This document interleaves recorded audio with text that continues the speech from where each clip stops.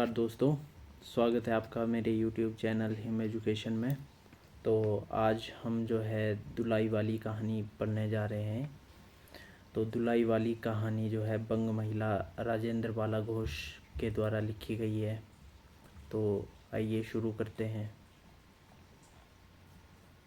सबसे पहले हम जो है राजेंद्र बाला घोष का जीवन परिचय पढ़ेंगे।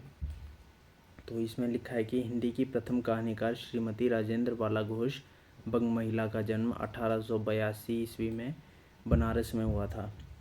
बंग महिला हिंदी नवजागरण की पहली छापामार लेखिका थी। उनके पिता का नाम रामप्रसन्न घोष और माता का नाम जो है नीदरवासिनी घोष था।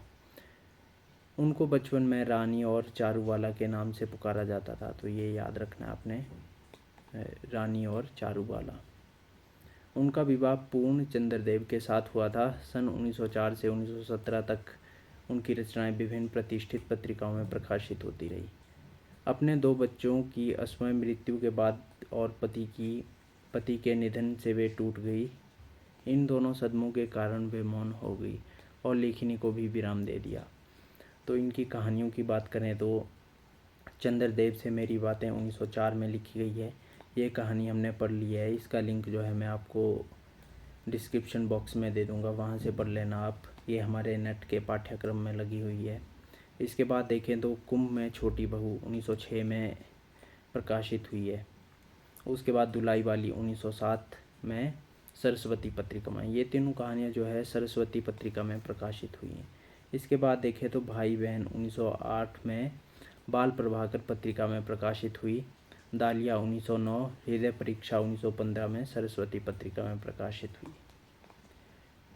इसके बाद हम बात करें अब कहानी की, तो दुलाई वाली कहानी बंग महिला। तो सबसे पहले जो है काशी जी के दशाश्वमेध घाट पर स्नान करके एक मनुष्य बड़ी ही व्यग्रता के साथ गोदौलिया की तरफ आ रहा था। एक हाथ में एक मैली सी तौलिया में लपेटी हुई भीगी धोती और दूसरे में सुर्ती की गोलियों की कई डिबियाँ और सुंगनी की एक पुड़िया थी। उस समय दिन के 11 बज रहे थे। गोदौलिया की बाईं तरफ जो गली है उसके भीतर एक और गली से थोड़ी दूर पर एक टूटे से पुराने मकान में वह जा घुसा। मकान से पहले खंड में बहुत अंधेरा था। उस पर ऊपर की जगह मनुष्य के वासोपयोगी थी। नवागत मनुष्य धड़धड़ाता हुआ ऊपर चढ़ गया। वह एक कोठरी में उसने हाथ की चीज़ें रख दी और सीता सीता कहकर पुकारने लगा। क्या है? कहती हुई एक 10 बरस की बालिका आ खड़ी हुई। तब उस पुरुष ने कहा कि सीता जरा अपनी बहन को बुला ला। अच्छा कहकर सीता चली गई और कुछ देर में एक नवीना स्त्री आकर उपस्थित हुई। उसे देखते ही पुरुष ने कहा, लो, हम लोगों को तो आज ही जाना होगा। इस बात को सुनकर स्त्री कुछ आश्चर्य युक्त होकर और झुंझलाकर बोली, आज ही जाना होगा? यह क्यों? भला आज कैसे जाना हो सकेगा? एक ही था तो सवेरे भैया को कह देते। तुम तो जानते हो कि मुँह से कह दिया बस छुट्टी हुई। लड़की की विदा की होती तो मालूम पड़ता। आज तो किसी सूरत में जाना नहीं हो सकता। तुम आज कहती हो, हमें तो अभी जाना है। बात यह है कि आज नवल किशोर कलकत्ते से आ रहा है। तो ये पात्रों के नाम याद रखना। अभी तक जो है नवल किशोर, सीता और तो इसके बाद देखते हैं तो कलकत्ते से आ रहे हैं। आगरे में अपनी नई बहू को साथ ला रहे हैं। सो उन्होंने हमें आज ही जाने के लिए इसरार किया है। हम सब लोग मुगल सराय के साथ ही इलाहाबाद चलेंगे। उनका तार मुझे घर से निकलते ही मिला। इसी से मैं झट नहा धोकर लौट आया। बस अब करना ही क्या है, कपड़ा वपड़ा जो कुछ बांध बूंद कर घंटे भर में खा पी कर चली चलो। जब हम तुम्हें विदा कराने आए ही हैं तो कल के बदले आज ही सही। हाँ, यह बात है, नवल जो चाहे करावे। क्या एक ही गाड़ी में जाने से दोस्ती में बट्टा लग जाएगा? अब तो किसी तरह रुकोगे नहीं, ज़रूर ही उनके साथ जाओगे। पर मेरे तो नाकों में दम आ जाएगी। क्यों, किस बात से? उनकी हंसी से और किससे? हंसी ठट्ठा भी रात से अच्छी लगती है। उनकी हंसी मुझे नहीं भाती। एक रोज़ मैं चौक में बैठी पुड़िया काट रही थी तो इतने में न जाने कहाँ से आकर नवल चिल्लाने लगे, ए बुआ, ए बुआ, देखो तुम्हारी बहू पुड़िया काट रही है। मैं तो मारे शर्म के मर गई। हाँ, भाभी जी ने बात उड़ा दी सही। वे बोली, खाने पहनने के लिए तो आई ही है। पर मुझे उनकी हंसी बहुत बुरी लगी। बस इसी से तुम उनके साथ नहीं जाना चाहती। अच्छा चलो, मैं नवल से कह दूंगा कि यह बेचारी कभी रोटी तक तो खाती ही नहीं, पूड़ी क्यों खाने लगी।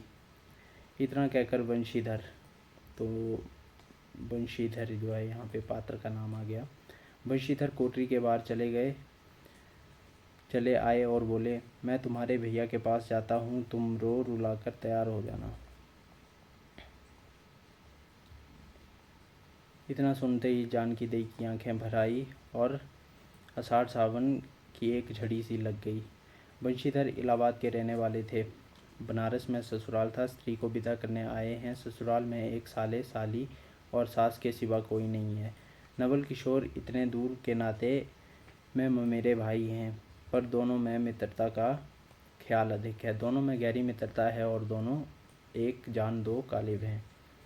उसी दिन बंशीधर का जाना स्थिर हो गया। सीता बहन के संग जाने के लिए रोने लगी। माँ रोती धोती लड़की को विदा कर एक सामग्री इकट्ठी करने लगी। जानकी देई भी रोती तैयार होने लगी। कोई चीज़ भूलने पर धीमी आवाज़ से माँ को याद भी दिलाती गई कि 1 बजने पर स्टेशन जाने का समय आया।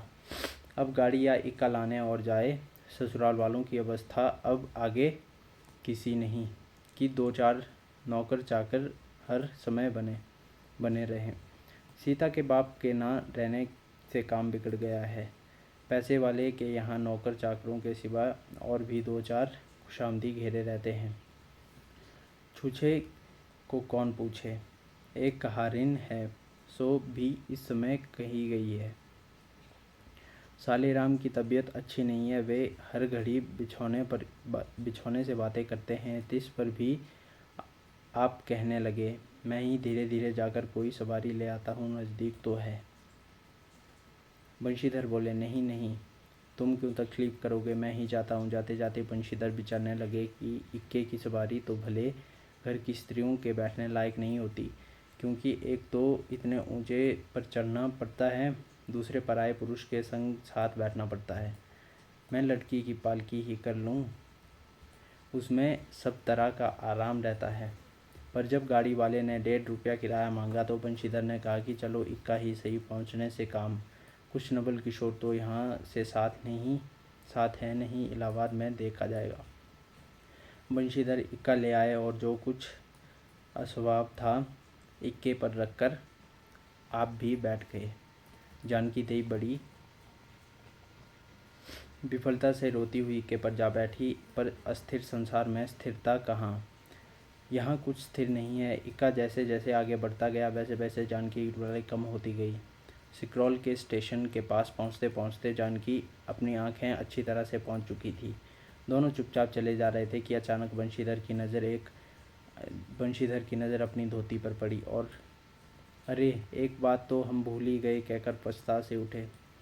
इक्के वाले के कान बचाकर जानकी ने पूछा, क्या हुआ, क्या कोई ज़रूरी चीज़ भूल आए? नहीं, एक देशी धोती पहनकर आना था, सो भूलकर बिलायती ही पहन आए। नवल कट्टर स्वदेशी हुए हैं ना, वे बंगालियों से भी बढ़ गए हैं। देखते तो 2-4 सुनिए बिना नहीं रहेंगे। और बात भी ठीक है, नाहक बिलायती चीज़ें मोल लेकर क्यों रुपया की बर्बादी की जाए। देशी लेने से भी दाम लगेगा सही, पर रहेगा तो देश में ही। इसके बाद कहते हैं कि जानकी ज़रा भौहें टेढ़ी करके बोली, धोती तो धोती, पहनने से काम है, क्या यह बुरी है? इतने में स्टेशन के कुलियों ने आ घेरा। बंशीधर एक कुली करके चले। इतने में इक्के वाले ने कहा, इधर से टिकट लेते जाइए, पुल के उस पार तो 1.5 दर्जे का टिकट मिलता है। बंशीधर फिर बोले, अगर मैं ड्योढ़े दर्जे का ही टिकट लूँ तो? इक्के वाला चुप हो गया। इक्के की सवारी देखकर इसने कहा कि कहते हुए बंशीधर आगे बढ़ गए। यथा समय रेल पर बैठकर बंशीधर राजघाट पर करके मुगलसराय पहुँचे। वहाँ पुल लांघकर दूसरे प्लेटफॉर्म पर जा बैठे। आप नगल किशोर से मिलने की खुशी में प्लेटफॉर्म के इस छोर से दूसरे छोर तक टहलते रहे। देखते देखते गाड़ी का धुआं दिखलाई पड़ा। मुसाफिर अपनी अपनी गठरी संभालने लगे। रेल देवी भी अपनी चाल धीमी करती हुई गंभीरता से आ खड़ी हुई। बंशीधर एक बार चलती ही गाड़ी में शुरू से आखिर तक देख गए, पर नवल किशोर का कहीं पता नहीं। बंशीधर फिर सब गाड़ियों को तेहरा गए। भीतर घुस घुसकर एक डिब्बे में देखा तो किंतु नवल ना मिले। अंत में आप खिजरा उठे और सोचने लगे कि मुझे तो वैसी चिट्ठी लिखी और ना आ पाया। मुझे अच्छा उल्लू बनाया। अच्छा जाएंगे कहाँ? भेंट होने पर समझ लूँगा। सबसे अधिक सोच तो इस बात का था कि जानकी सुनेगी तो ताने पर ताना मारेगी। अब सोचने का समय नहीं, रेल की बात ठहरी। बंशीधर झट गए और जानकी को लाकर जनानी गाड़ी में बिठाया। वह पूछने लगी कि नवल की बहू कहाँ है? वह नहीं आए, कोई अटकाव हो गया, कहकर आप बगल के कमरे में जा बैठे। और टिकट ड्योढ़े का था, पर ड्योढ़े दर्जे का काम कलकत्ते से आने वाली मुसाफिरों से भरा हुआ था, इसलिए तीसरे दर्जे में बैठना पड़ा। जिस गाड़ी में बंशीधर बैठे थे उस पर सब कमरों में मिलाकर कुल 10-12 ही स्त्री पुरुष थे। समय पर गाड़ी छूटी। नवल की बातें और ना जाने क्या क्या अगड़ बगड़ सोचते गाड़ी कई स्टेशन पार करके मिर्ज़ापुर पहुंची। मिर्ज़ापुर में पेट राम की शिकायत हुई। उसने सुझाया कि इलाहाबाद पहुंचने पर अभी देरी है, चलने से झंझट अच्छी। पूरी तरह से पूजा किए बिना ही बंशीधर ने बनारस छोड़ा था, इसलिए आप झट प्लेटफॉर्म पर उतरे और पानी के बम्बे से हाथ मुंह धोकर एक खोंचे वाले से थोड़ी सी ताज़ी पुड़िया और मिठाई लेकर निराले में बैठकर उन्हें ठिकाने पहुंचाया। पीछे से जानकी की सुध आई। सोचा कि पहले पूछ लें कि कुछ मोल लोगे, क्योंकि स्त्री नटखट होती है, वे रेल में खाना पसंद नहीं करती। पूछने पर वही बात हुई। तब बंशीधर लौटकर अपने कमरे में बैठे। यदि वे चाहते तो इसमें ड्योढ़े में बैठ जाते, क्योंकि अब भीड़ कम हो गई थी, पर उन्होंने कहा कि थोड़ी देर के लिए कौन बखेड़ा करे। इसके बाद बंशीधर ने अपने कमरे में बैठे तो एक मुसाफिर अधिक देख पड़े। आगे वाले में भी एक उतर भी गया था। जो लोग थे सब तीसरे दर्जे के योग्य जान पड़ते थे। अधिक सभ्य कोई थे तो बंशीधर ही थे। उनके कमरे के पास वाले कमरे में एक भले घर की स्त्री बैठी थी। वह बेचारी सिर से पैर तक ओढ़े हुए, सिर झुकाए हुए, एक हाथ लंबा घूंघट काढ़े कपड़े की गठरी सी बनी बैठी थी। बंशीधर ने सोचा कि इसके संग वाले भद्र पुरुष के आने पर उनके साथ बातचीत करके समय बितावेंगे। 1-2 करके 3 घंटे बजी। तब वह स्त्री कुछ अकच कर थोड़ा सा मुंह खोल जंगले के बाहर देखने लगी। ज्यों ही गाड़ी छूटी वह मानो काम सी उठी। रेल का लेना देना तो हो ही गया था, अब उसको किसी की क्या परवाह। वह अपनी स्वाभाविक गति से चलने लगी। प्लेटफॉर्म पर भीड़ भी ना थी, केवल 2-4 आदमी रेल की अंतिम विदाई तक खड़े थे। जब तक स्टेशन दिखलाई दिया तब तक वह बेचारे बाहर ही देखती रही। फिर स्पष्ट स्वर में रोने लगी। उस कमरे में 3-4 प्रौढ़ ग्रामीण स्त्रियां भी थी। एक जो उसके पास ही थी कहने लगी, अरे इनकर मनई तो ना ही आइलेन हो, देखो रोवल करथईन। दूसरी कहती है कि अरे दूसर गाड़ी में बैठा हुई है। पहली दुर्बोरी ई जनानी गाड़ी थेड़े है। दूसरी ताऊ वो बोलूँ तो कहूँ, कहकर दूसरी भद्र महिला से पूछने लगी, कौन गाँव उतरबू बेटा? मिर्जेपुरा चढ़ी हूँ ना। इसके जवाब में उसने जो कहा सो वह ना सुन सकी। तब पहली वाली बोली, हट हम पूछला ना, हम कहाँ कहाँ उतरबू हो? आई इलाहाबाद। दूसरी, इलाहाबाद कौन गाँव हो गोइया? पहली, अरे वाही जान लूँ प्रयागा जी, जहाँ मणि मकर नाले जाला। दूसरी, भला प्रयागा जी काहे ना जानित, ले कहे नाही तोरे, पंच के धर्म से 4 दाई नहाय चुकी हुई, ऐसो हो सोमवारी, और गहन दका दका लगा रहा ताउन, तोहरे काशी जी नहाय कर गई रहे।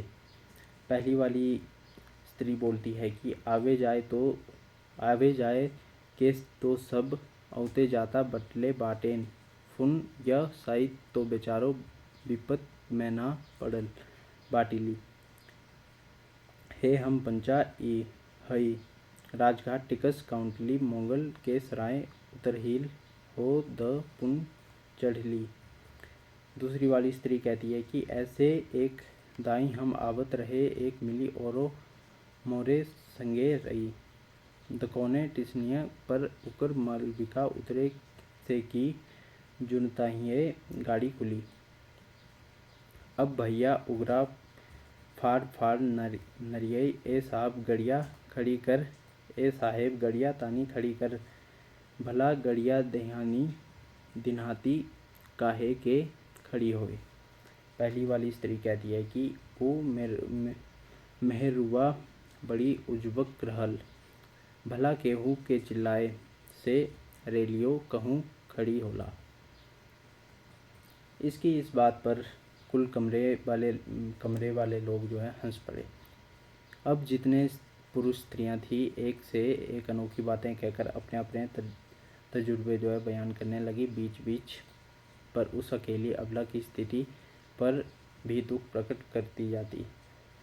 तीसरी स्त्री बोली कि टिकसिया पल्ले बाय क नाही, हे सहेबवा सुनी तो कलकत्ते ताई ले मसूलिया लेई, अरे इहों तो नाही कि दूर से आवत राले ना फ्रागत के बदे उतर लेन। चौथी कहती है कि हम तो इनके संग के आदमी के देखावो ना कि हो गोया। तीसरी कहती है कि हम देखे राली हो मजेक टोपी दिलाने रैलेन को। इस तरह उनकी बेसिर पैर की बातें सुनते सुनते बंशीधर उब उठे। तब उन स्त्रियों से कहने लगे कि तुम तो नाहक उन्हें और भी डरा रही हो, जरूर इलाहाबाद तार गया होगा और दूसरी गाड़ी से वे वहाँ पहुँच जाएंगे। मैं भी इलाहाबाद ही जा रहा हूँ, मेरे संग भी स्त्रियाँ हैं जो ऐसी ही हैं, तो दूसरी गाड़ी के आने तक मैं स्टेशन ही पर ठहरा रहूँगा। तुम लोगों में से यदि कोई प्रयाग उतरे तो थोड़ी देर के लिए स्टेशन पर ठहर जाना, इनको अकेला छोड़ देना उचित नहीं। यदि पता मालूम हो जाएगा तो मैं इनके ठहरने